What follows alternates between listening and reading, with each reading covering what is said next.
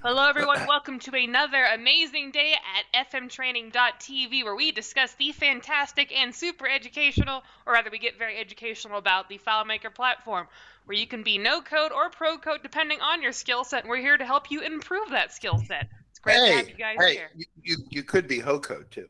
You could be Hocode. I mean, what would code even entail? Like, I this is my don't know. code. I'm afraid to advertising my ask. code. Oh, We're yeah. supposed to keep this safe for work, but someone said it was You, Hocode too. you always immediately derail me. Like, I'm getting on a roll, and then you're like, well, what if we have Hocode off in a corner? Anyway, we stream on 3 platforms. We stream on Discord, we stream on YouTube, and we stream on Twitch. We interact with all those platforms. So, by the way, someone in Discord tell me if audio and that's working there. I think it is, but I'd appreciate it. Talk to us. Please ask us questions. We do love questions. My name is Margaret Carlton. Here today I have Mr. Calvin, who I'll briefly highlight. Hello, Mr. Calvin. And I also have Richard Carlton. Of course, my mouse has decided to have an immediate tantrum about life, so we'll get there eventually. There we go. Who is busy making snarky comments off in the background. And we're basically here to talk about auditing. We are on day 2 of auditing. It is a 5-day stream. We are basically discussing what happens when you inherit a database that might or might not be a disaster, and how to determine whether or not it is a disaster, and how explosive the problem is that you're adopting is.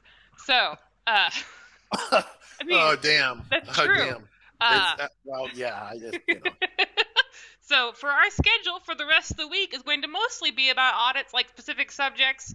Let me see if we can pull it up here. Here we go. So we have auditing day 3, which is digital document management. How many containers do they have? Hopefully you don't have gigs of photos. That'll be rough. And then day 4 and 5 are basically how to deal with your servers. So do they have a server? Is there a disaster recovery plan in progress? Do they know what the word backup means? Monday and Tuesday. Monday will be about opening a cache drawer in FileMaker with API with Jeff Cooper. We had a kind of a discussion about this like about week and a half ago. Yeah, we'll see if we can have him bring back the printer and the cache drawer both, but we're going to expand the conversation. Doing images on it's a real pain in the ass, but the cache drawer, popping it out, it's all sorts of great stuff in there. So yeah, so that'll be exciting. Are we ready to pivot a little bit, Margaret? Almost. Do you want me to talk about a wonderful, fabulous bundle? Yeah, they should, because here's the thing with today's broadcast and these broadcasts, that it's important to understand that all the, we in a week we can't teach you everything you need to know about the FileMaker platform, but this week is kind of about having to know everything. And if you don't know everything, then you need to know what you don't know. Like if you're Megan, where's Megan good and where's Megan not as good? And this was really kind of about that conversation, because whether you're ready for it or not, we talked about this yesterday quite a bit. This is about doing a review or an audit of a solution. And the yesterday is a really important conversation. I'm going to lightly kind of cover it, but before I get to that, it's understanding that to really do a real review and a real audit, you need to have been through all our training. And the best way to go through all the training, as much as the live streams are fun and educational, the best way to do it is to buy the bundle and have the bundle, because that's where we put, frankly, the maximum amount of effort. The live streams are fun and you get to ask questions, but in terms of animation and really explaining it in a focused way without getting lost in side discussions and spewing water and stuff that we do on live TV, the bundles are really great, and it helps support the channel. And because we have to pay Margaret doesn't volunteer to do this, we have to pay the other people to do this. Calvin's not working on an external customer project right now, and so it's kind of it's tough when we do that. So we have to have everyone to make sure, especially if you're watching the recording of this live stream, please support the channel, support the daily live streams, buy the on-demand training. It's not like I'm asking for go to Patreon, just donate out of the goodness of your heart. No. I'm saying get some value. Put a couple bucks in, get some value. I guarantee it's over 100 hours of training. I guarantee if you watched it all, you'd be a ninja professional. You'd be a ninja FileMaker professional. I guarantee it. So anyway, I'm watching the people drag things around behind me. So real quick, so let's talk about yesterday and bring everyone up to speed. So the idea is that you're going to have to do a review. There'll be a review at some point in the world of FileMaker, you're going to be either you're a consultant, you're going to go somewhere, you'll be asked to do a review, and because hey, maybe you're going to work for this company and do some contract work, or maybe we discussed the example yesterday of Kyle Williams, who was interviewing at Fredericks of Hollywood. He was interviewing at oh god, it's a Victoria's Secret, right? Which was a real funny thing, right? But the point is, if he got taken into a meeting there, are you the right person for the job? The analogy is understand that when you're going to be brought in, very rarely are you going to build a brand new solution. A lot of times you have to interact with the solution that's already there. This is the equivalent of being hired to be a pilot, like an airline pilot, and the plane is already in the air. It's not like you're going to climb around the plane, meet the passengers, hi, welcome, thank you for flying Calvin Airways or whatever we're doing, and shake their hands. And on today's flight, we're going to be having beef stroganoff with a side of rice and a delectable cheesecake for dessert. No. They're dropping your in the plane at 30,000 feet and one engine's on fire and people are screaming because they're out of coffee.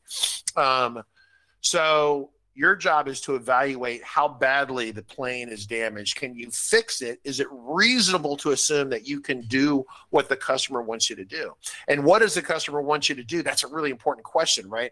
I've actually had people that I consider highly intelligent developers could not work for me because we would tell them, you need to listen to what the customer is saying, listen to what the customer is saying, and then help the customer with what they're saying, right?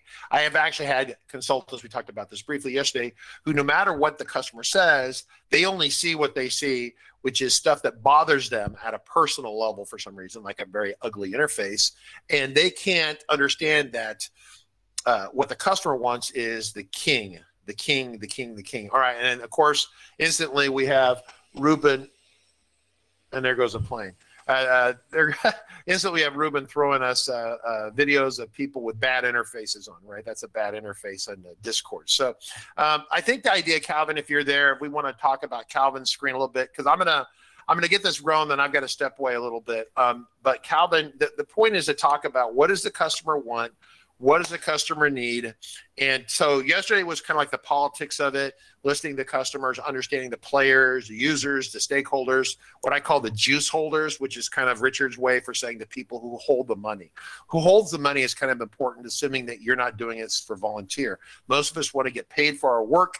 As a result of that, yeah, David Angel. Yeah, you missed it yesterday. Kyle Williams got the interview at Victoria's Secret. It was really awesome. But the question was, it didn't work out, so he's somewhere else. But the point is that if you're going to go from one place where you're at to somewhere else, you need to make sure it's a good fit. If someone says, here's this FileMaker job, and you're like, oh, I got to have it no matter what, I got to have it. Like, that's the wrong attitude. You want to make sure it's a good fit for you. We talked about a great example is Megan. Megan has been learning the FileMaker platform. I think Megan, in the equivalent aviation terms, everyone starts off with little putt-putt Cessnas that go like 90 miles an hour, and they putt, they fly by. Megan's past the putt-putt Cessna stage, but she's not really ready to fly a 737 with 180 people on board or whatever it is, 130 people, right? And so the issue is, can she fly a twin-engine, multi-engine plane with 12 people in it? Yeah, she probably could. So is the job that she's being asked to do appropriate for that level? Does that make sense? You need to be able to push back and say, this is not right for me. If you always say yes to everything, you're going to screw yourself. There will be screwage, and you will be the recipient of the screw. You're going to screw the customer. They're going to get mad at you, and then they'll return the screw job. And so it's not good. It's not really good. So part of this is evaluating your skill set and where you're at and what you can do. So Calvin, pop up your screen if you want to share your screen. Yeah. And I'm going to kind of let Calvin run with this a little bit, but I want everyone to ask questions. I can only see Discord right here, but I want folks to ask questions about this. So the important thing to understand today is that yesterday was about the people and that kind of thing. Today is your initial evaluation. You're opening up the solution for the first time, and what do you see, right? And the question that you have to ask yourself is, as we talked about yesterday, is the customer happy with their solution? Are they mostly happy with their solution? Are they kind of 50-50 happy with the solution? It works, but it's important, but it sucks. It's got some issues, or they're mostly pissed with it, or they totally hate the solution. And you need to evaluate that for what it is. make the appropriate level of decisions of whether you can help them. Is it reasonable for Megan to climb in a twin-engine airplane with both engines on fire and people screaming in the back? Can she save that airplane? That's a 50-50. I don't know that she could. And so me not knowing it, would she know it? Would Jake know it? Would she just say, well, I've interviewed for this job, but I'm going to skip this job because I don't want to take that job. And I'm not saying she's going anywhere, but that's kind of this concept of as an outside developer, an in-house developer, you've got to evaluate this stuff, and you need to be, understand what the customer is asking, not what you think you hear. You need to listen honestly. Calvin, can you pop open the ugly UI one for us real quick? Yeah. So one of the great things that you said is figuring out where the client feels about their app, because are they happy with it? Do they think it just needs to be improved? I've sat down with some clients and they say, this is the worst app ever, and we want to start from scratch. And I ask them, well, is it serving your purpose? And they're like, well, yeah, but it looks ugly. And sometimes it's easier to give something a makeover than it would be to start from ground zero and build back up. However, in this case right here, what if they came to you? So we had this nice lady who worked for us, and this is the example I use. And she saw something like this, and the customer told her, this looks horrible. We understand that, but we know how it works. We know what every little color on every little spot, we know what every little thing works and how it works here and how it works here. And we've been trained, so we understand this. So it might be ugly for you, but for us, it's helping the business in a positive way. So we generally kind of a semi-smile, right? So then you're like, well, we should rebuild. I mean, what are you going to tell the customer if they're happy with it, right?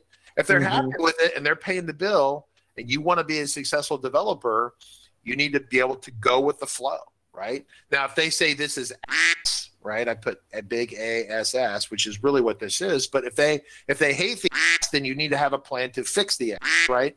So you've got an interface over here, which is kind of our free CRM that we update, which actually has a new interface coming. It's a neomorphism design interface. I still like this interface. There's nothing wrong with this interface. It's just not the latest thing.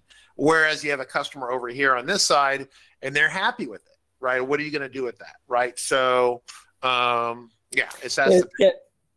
so one of this conversation came up when I talked to somebody about this app, and you can see that this is. I never actually worked on this one, but they said we want to use new features like tabs, but we like everything else that's going on here. So you might look at how to organize the information in tabs, but then keep those the things that they like. But sometimes when people see a good interface, they'll understand that there's potential there, and you can convince them to implement a better interface to replace this something like this. All right, so what I'm going to do is I'm going to step away at this point. I've got a couple things I got to take care of, but what I want to do is Calvin's going to continue driving this. If you folks have questions about this, please ask him. He does a lot more development than I do anymore, and frankly, is much more technically proficient. But in terms of understanding, you've got to listen to the customer. And how would you handle this? You've got one's design style versus another design style, and that's one thing. But the question is if they come to you, they will also get a relational Anchor Buoy and relational conversation there. So, that's part of this conversation today. So I'm going to let you run with that, Calvin. Okay, you and Margaret? Right. Cool. Got it. So one of the first things I'll do when I'm sitting down with somebody is just ask them how their app works. Is it meeting their need? And what would they like to have improved? So sometimes they'll say, oh, we don't like anything about it. We need to build from the ground up. Sometimes that's the case, and we need to do that. Often, though, if we are starting from, if we want to move to another app, we'll take something like FM Starting Point and import all the data where it would fit, and that would give us a good jump start. But often, what I find is that there's a few small things that are bothering them about their existing app, and if we address those, we can get a lot farther along. While the app's still meeting some of their needs. So let's go ahead and I've got a few demos. So this is another app that I looked at for a client, and we ended up it's pretty. You might say it's a vanilla layout. There's not a whole lot going on, but it's pretty clear what we see here, and you can see this is Richard's information in this app. Another screenshot here is this one, and this is something to look for when you're looking at their data. You'll notice this is actually my contact record from a database, and you'll notice that there's actually 3 first names and 3 last names. And sometimes clients or people using an app will start using fields for other purposes than what they're intended for. And that's something we need to keep an eye out for, and we'll need to resolve those issues. So here, we probably should have 3 records for 3 separate people, or maybe 1 record for the company and 3 child records for the contacts within the company. But if you see this in one place in your app, you're going to in an app, there's probably a good indication that it's other places as well, and that data will need to be cleaned up as you're going through it. I've got a few more screenshots here. Here's one that's another fruit salad screenshot. And here's a final one. This one's pretty clean. They've got some fruit salad going on in the main navigation.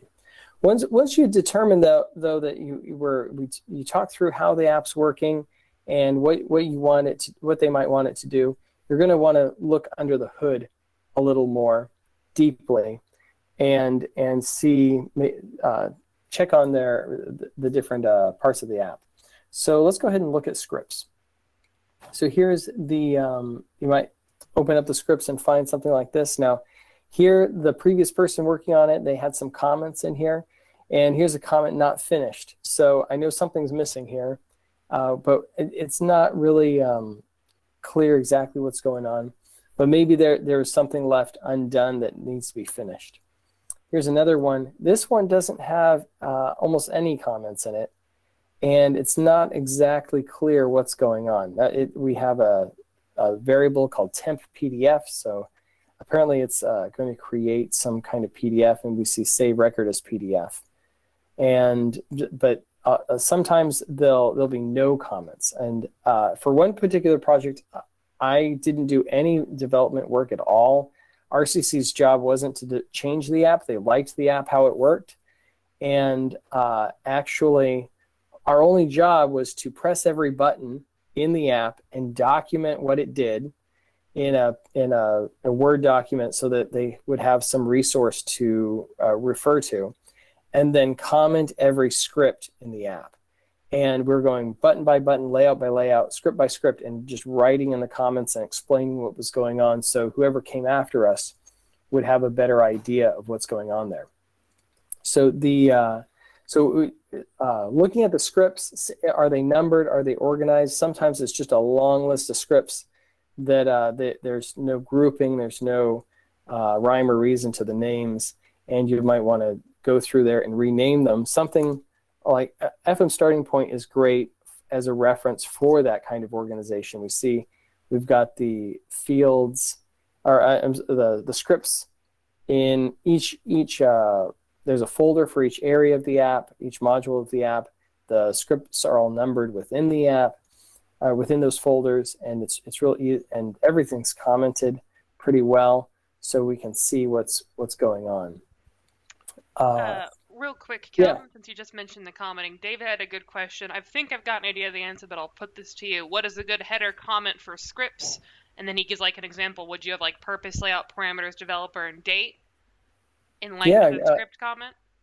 Yeah, a good question there. So it depends on whatever you do. I usually encourage people to be pretty consistent in what they do for a header. So here, this is pretty simple.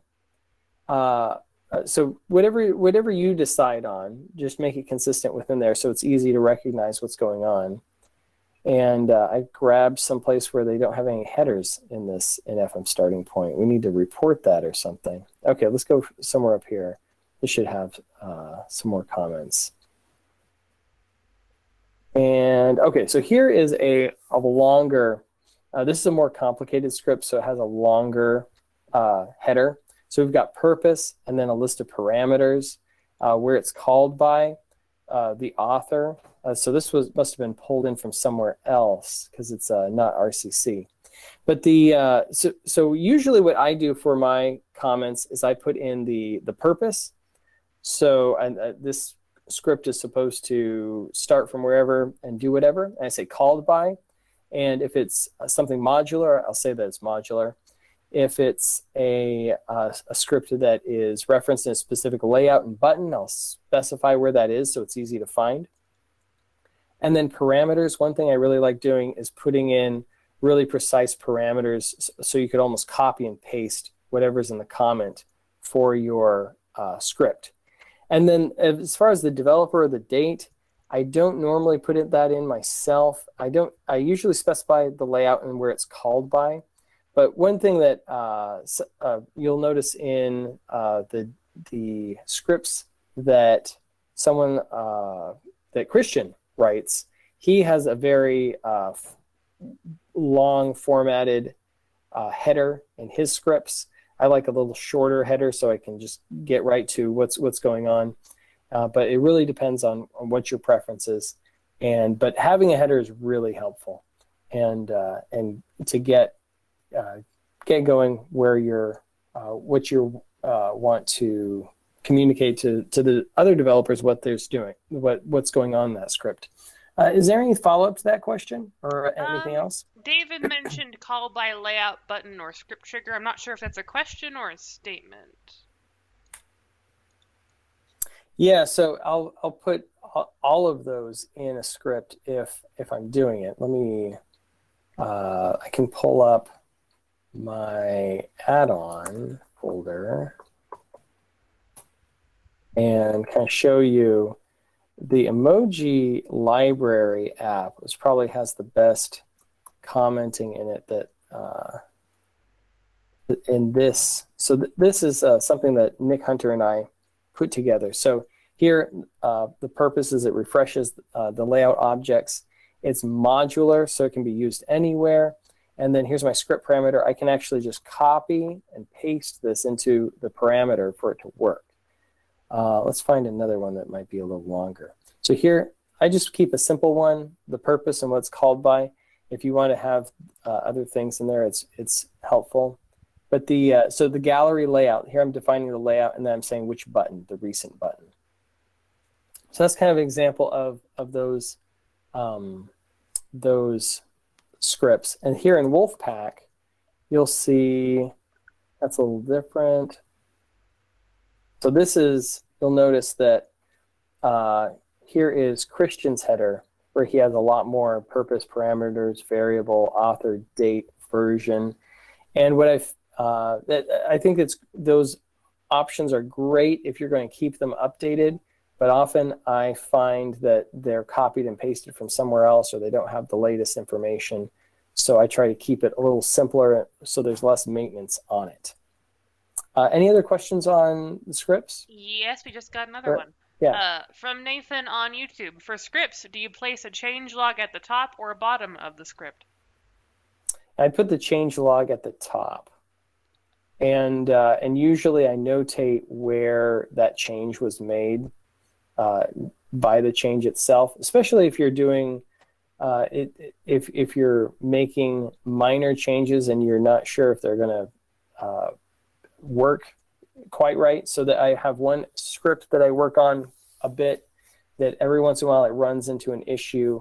It's a SASE script, so it's executed by FileMaker server on it originally was developed on a iMac or a Mac Mini that sat in someone's office, and then they moved it to AWS, so it moved from Mac to Windows and ran into a bunch of problems, and we had to make some revisions to it. So every time I made an adjustment, I documented that because especially in that case because it's creating logs, and I can figure out based on the date that the logs happened and the date that I made a change, I can figure out where what was working and what wasn't. And I'm still making adjustments to that script because things change. Good question. Any other questions there? No, I do think we're good. So you are welcome to keep going. Yeah. So you'll look at your scripts, and sometimes it just maybe the first thing isn't you're going to say, okay, I'm going to go comment all of the scripts out, but it kind of gives you an idea how easy it will be to work on something like this. Is it going to be obvious what everything is doing, or am I going to have to reverse engineer a lot of things? Let me see if there's anything else. Ideas on the scripts, making sure that they're organized in folders, numbered. Are they commented? Commenting really helps. If you feel like commenting takes a lot of time and you just want to do it later, you should really comment it while you're working on it, because it's a lot harder to go back and comment, or it's just not very motivating to do it. Comment as you're working. Comment as you're working. Okay. So next thing you might look at is the script or the layouts. So here is a list of layouts, and you'll notice none of these are numbered. And you'll notice a bunch of these look like print layouts. They're called certification, and then they have a date in them. And so what is going on here? You might find something strange like this. And what's happening is each of these is a print layout that was used one time. Instead of having one layout that they could use over and over and over again, they hard-coded everything that they wanted in that printout and used it as a word. Used FileMaker in layout mode as a word processor. That's not really the best way to do things, and it makes creating a new printout a lot of work. And so showing a client how they could use one layout to do all of their printing could save them a lot of time and be a way to help them see their opportunities for improving their app, and help you to kind of understand what's going on and clean that app up. A lot of these probably could be deleted, and it wouldn't hurt anything.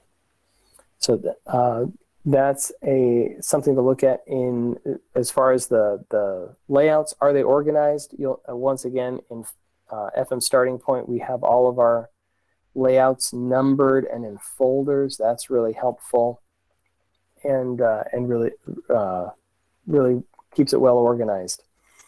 Are they using a theme? So if we look at this layout and went into layout mode, I can guarantee that they are using a classic theme. And same with this one over here. They're using a classic theme that needs to be brought forward and updated to a real FileMaker theme that has the styles and everything there. So that could be causing some speed issues, and it could be it could just help your development and standardizing things in the layout and make that better. Another item is there a style guide? So is there a design style that they're following? So in FM Starting Point, we've got this kind of top-down pattern that we're following. We've got the main navigation at the top. We've got a secondary navigation within a module below that. Then we have some action buttons, and then we have data, and then we have related data. So there's kind of a clear organization to that. Sometimes I went in one app where they had buttons across the top, and that were all their modules. So that's great. But then when you clicked on one of the modules, suddenly you had all the buttons down the left side. You clicked another module, and then all the buttons were down the right side. So there was no real consistency there, and it was really frustrating to the client. So one thing that we did was, where would you like your navigation to be? And for that particular client, we moved the buttons to the left side. But is there a style guide? Is there maybe we should define a style guide as we're looking at that stuff. Any questions about layouts and looking at those? Ruben Go ahead. asked if there is a way to document comments on layout level. So basically, can you comment your layout? Yeah, that's good. So the one thing that I will do, and I stole this from Christian. One thing that I like to do is I'll duplicate a layout, so it's not really commenting on the layout itself, and then I'll put a date, so maybe 21/09/14. So here's the date, and you can see it's year, month, day. And then I put X, and then 1, 2, however many versions we are into this. And then if we duplicate this again, so that way I can it's sometimes you'll get to a point where there's a copy and a copy 2 and a copy 3 and a copy 5, and this way it's a lot easier to identify what's been going on and when that record was created or when that layout was duplicated and archived. So these are so that naming convention is more on the layout level for archiving an old layout, so you can kind of refer to what it was before you make changes. You can also do comments in the layout itself. And I know in Nick Hunter's, I'm not sure if we're using it in this one or not. We might be. In some of Nick Hunter's, here, so we've got a comment right here. And you'll notice that the hide feature is get window mode is less than 3. So what that means is if the window mode is anything, it will be hidden. And you need to have this checked, apply to find mode. But you could just as easily say, copy this and say, I made a change on 9/14/2021 at ABC and whatever other changes. And then that way you would have some record of what that change was. I've never actually done that. I usually just duplicate the layout and refer to the archived layout. Any questions on that? Did that answer your question, Rube? I know that Josh and Kyle also added how they did it a little bit. Any further backups? There's a comment about radical interface cases are best approached incrementally. The first redesign incorporates some of their key aspects, and the second design further refines the design to its final form. Baby steps.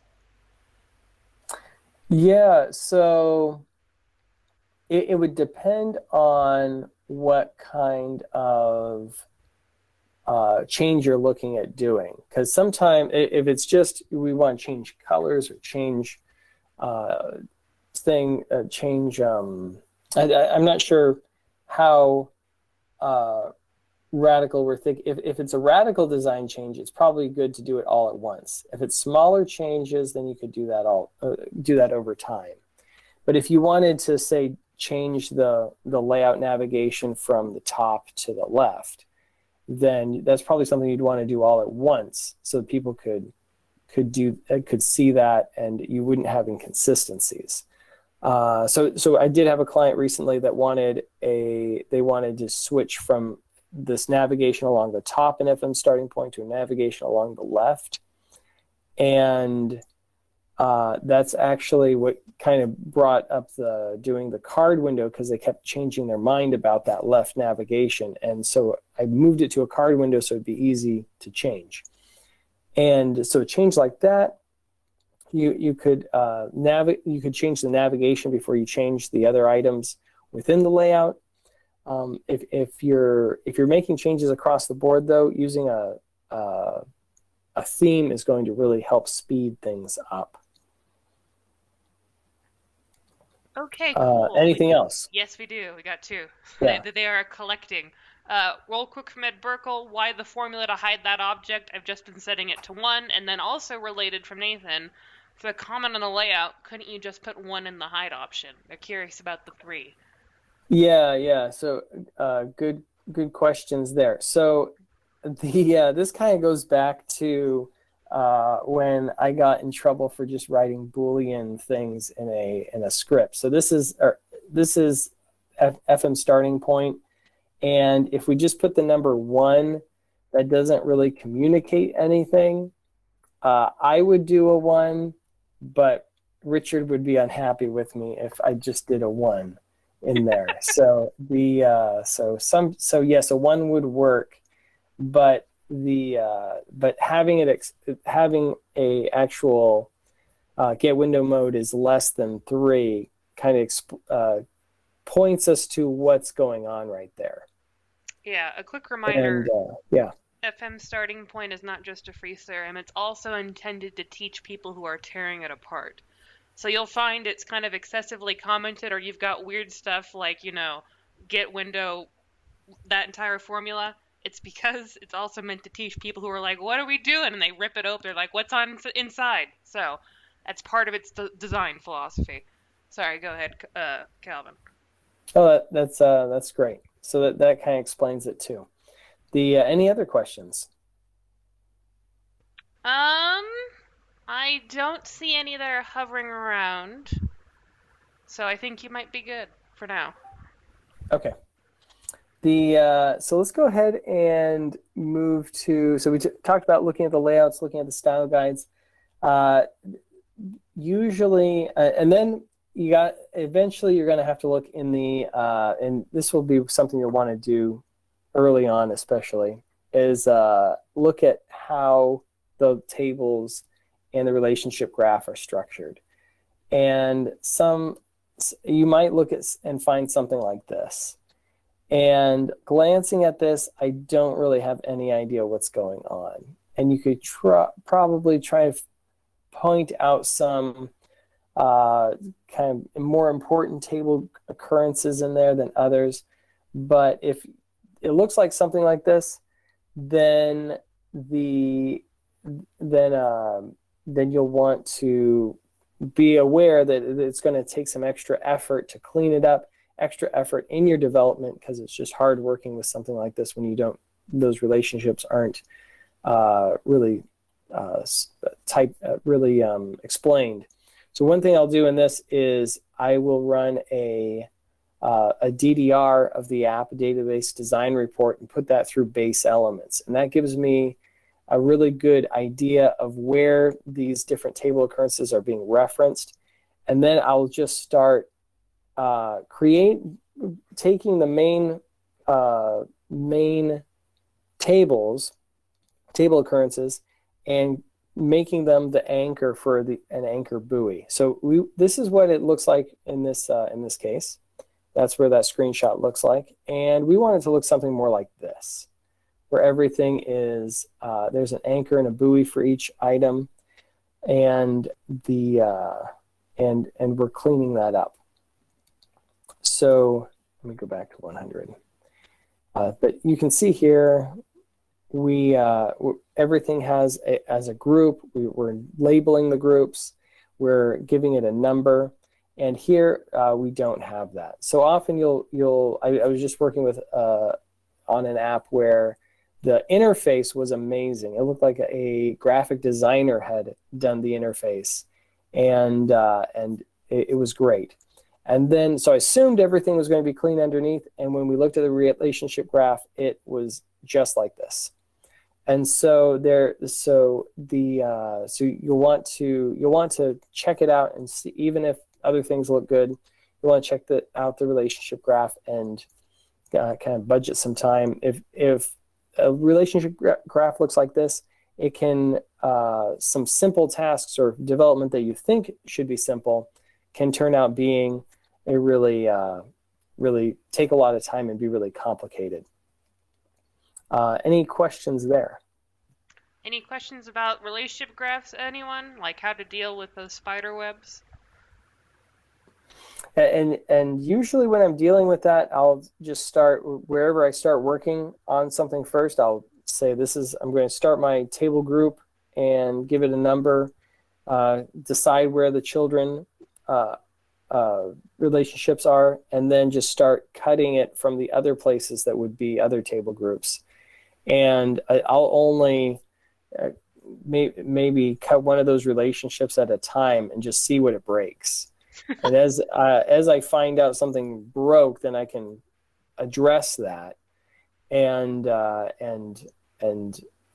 obviously looking through those references and base elements to try to make sure that those we catch those broken things before they are before it causes problems for the client. Any other questions about the relationship graph? I just gotta wait until something breaks. Someone's like laughing at that. No, I mean, it's probably the best way to approach it. How else are you gonna know? Yeah. People mention that T12 looks a bit messy, but I think it's just because they're crossing, and so much. Yeah, so it's not. So T12. This is a side note. Oh, let me go back to 100.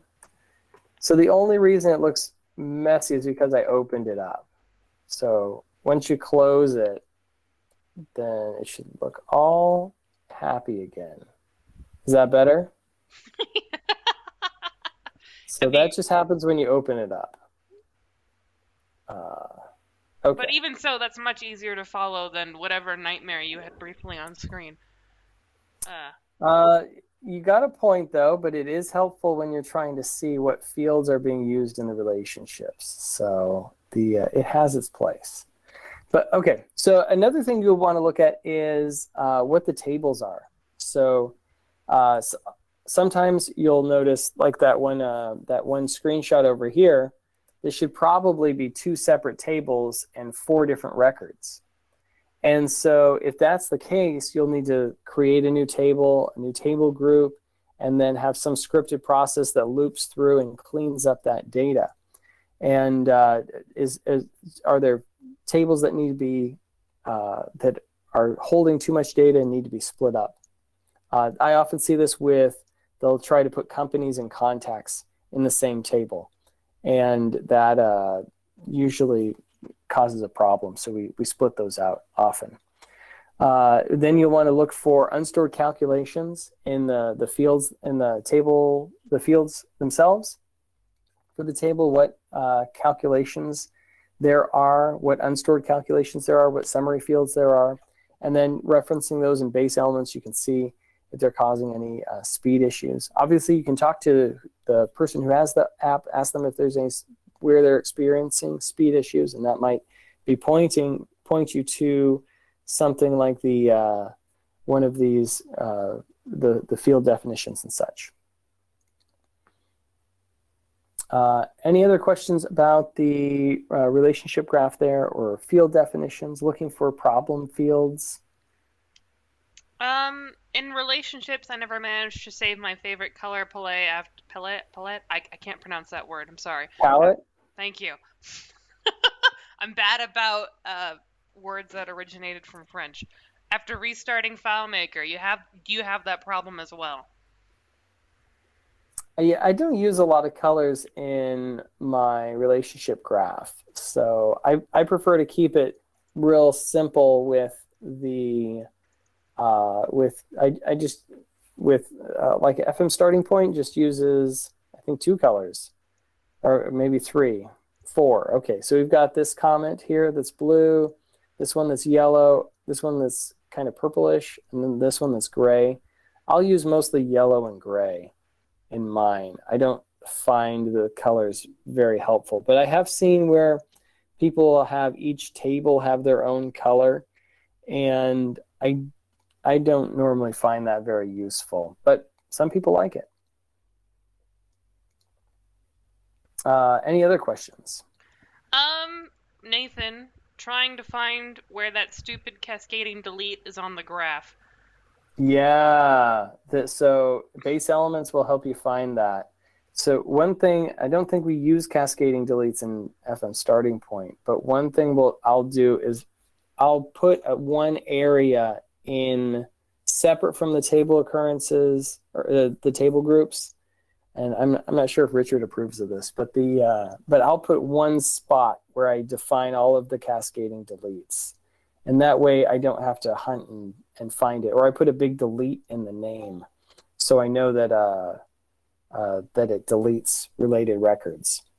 But yeah, cascading deletes, if you don't know where it is, that can be tricky to find. Anything else there?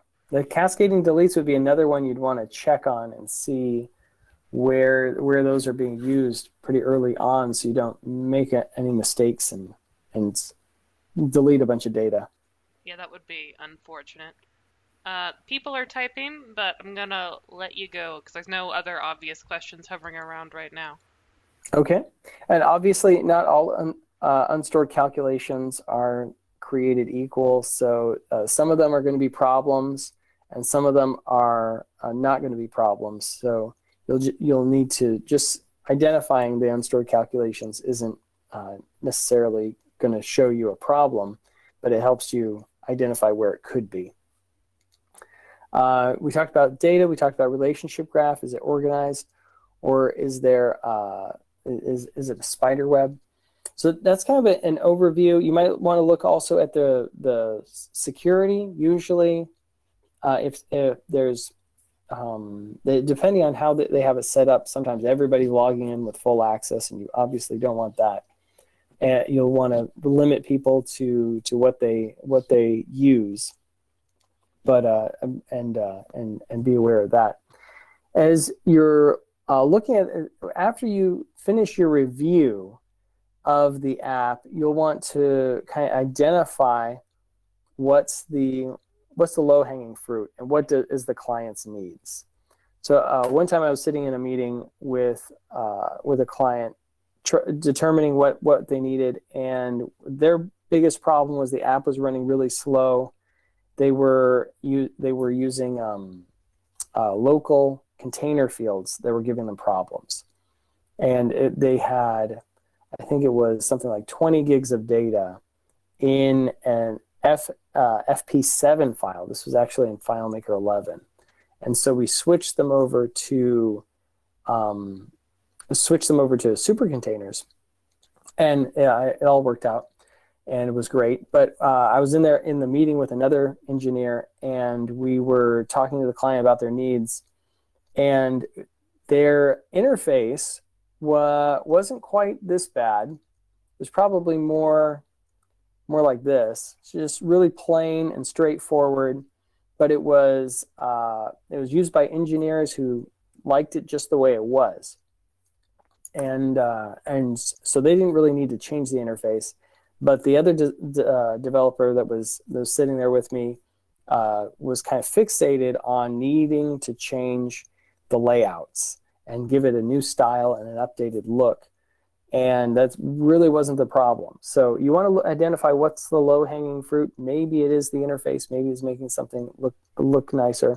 But really, it's what's that pain point that the client's having? What would be their biggest advantage to them? Would be simplifying their navigation to make it consistent across the board? Would it be identifying the unstored calculations that are causing things to run really slow and find those slow points?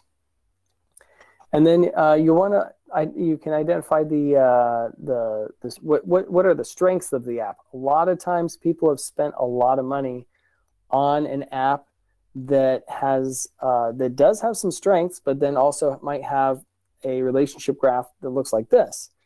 And in one case that I came into, the app worked, did everything that they wanted it to do, or it did most of what they wanted it to do.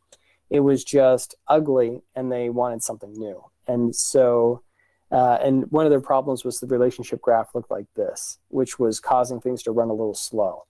So we kept the same app, we gave it a new interface, and we started cleaning up the relationship graph to speed things up. And they're still using that app. It's working well. Strengths, weaknesses. I mentioned that one, it had a really good interface, but then the weakness was its relationship graph. What's the opportunities, the low-hanging fruit, and what's the threats? Sometimes there's something that needs to be addressed right away. Maybe they're having server problems, and I think that's a conversation for tomorrow. But maybe the server is not backing up, and really that needs to be addressed before anything else. And so that's kind of an overview of what the things that we're going to look at in the app, and then addressing what we might run into in each of those areas of the app, and then identifying how to go forward. What's the client's most important need? Do we have any other questions? Yes, we do. One on YouTube, actually. Okay. I don't know when this one popped up because I don't know what it's referring to, but it's from Michael Kerwan. How can I hide a delete icon in a portal when the portal row is not in focus? Yeah, so that's kind of off topic, but It yeah, is a little we bit can off do topic. that. That's so you'll see I have a delete button right here, and I can just say hide object when 1, and now it's not there anymore. So one thing that I've liked, you'll notice in this particular file, there's always a delete button. One thing I've started doing that I've been liking is giving the delete feature. So let's go ahead and copy, cancel. We're going to look at the conditional formatting and copy this. And I'm going to tell it to hide when the current note is not selected. Okay, so now you'll see this note has the delete button, but this one doesn't. So I have to select the note, see what's in there before I can delete it. And that way somebody doesn't go through and just delete everything real quick by accident or on purpose. And it puts one step between the user being allowed to delete something, and it's and gives it one more step so we don't accidentally delete something. But and in this case, the portal is not in focus at all on any of these, and the hide feature is working on 2 of them, and it's visible on 1. Does that answer the question? Any other questions? I'm looking. I don't see any on YouTube or Twitch. Any questions related to auditing and auditing shenanigans? Any questions specifically about Anchor Buoy, and how you want to approach that or deal with that? Especially because you have no idea if the previous developer used it or not. Well, it's pretty obvious if they used Anchor Buoy or not when you open up the app and just look Yeah. at that relationship graph. At that point, it'll become glaringly obvious. Sorry, go ahead. Yeah, and you'll notice as you start working on something, if you've ever had to work on something like this, you'll know how frustrating it is that your table occurrences are not sorted when you're trying to select a field in to define a field in a layout, or to set a field and select a field in the script workspace, and all the table occurrences are listed and there's no rhyme or reason, and they're in alphanumeric order, but since they haven't been labeled with table group numbers, then it's hard to find what you're looking for. And as you clean that up, it becomes a lot easier to work with, and you can build things faster. If you've ever built something like this, that's okay. You can clean it up and start by numbering your table groups and separating those out. Any other questions? Questions, everybody. Questions. Oh, I think any tips for detangling a rel graph, i.e. setting up for Anchor Buoy, or is it all going to be case by case? Yeah, it'd probably be case by case. So here, you'll notice some of these look pretty important, like this one called people. We've got lots of strings going to it, or lots of relationships going to it. So I would probably take this and make it the anchor.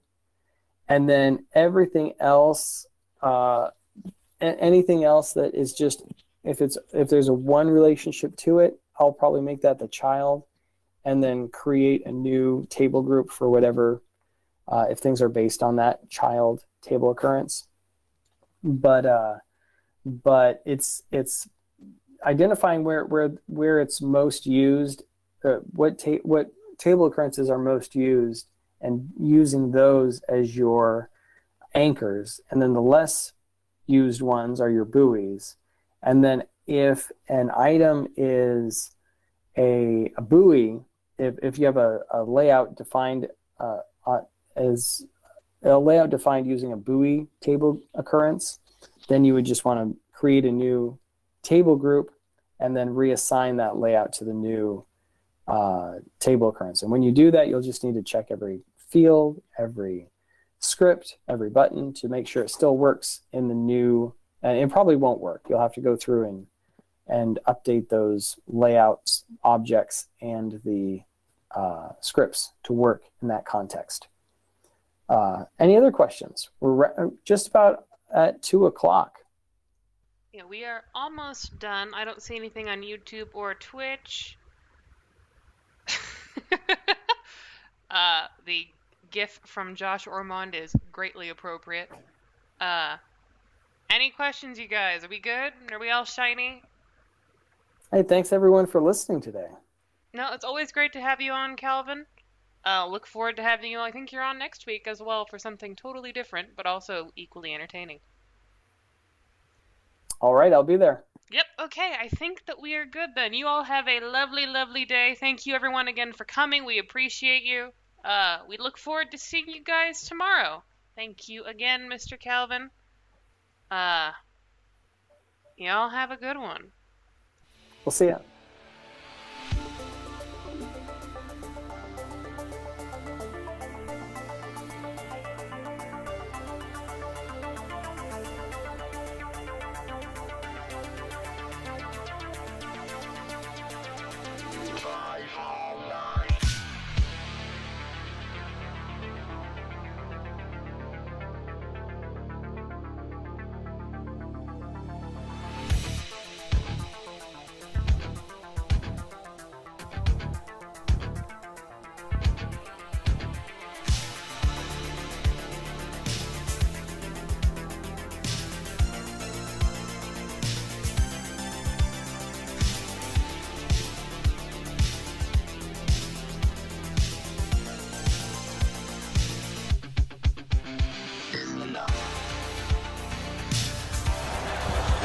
Just stepped up the whole way. Calm, cool, collected the quarterback.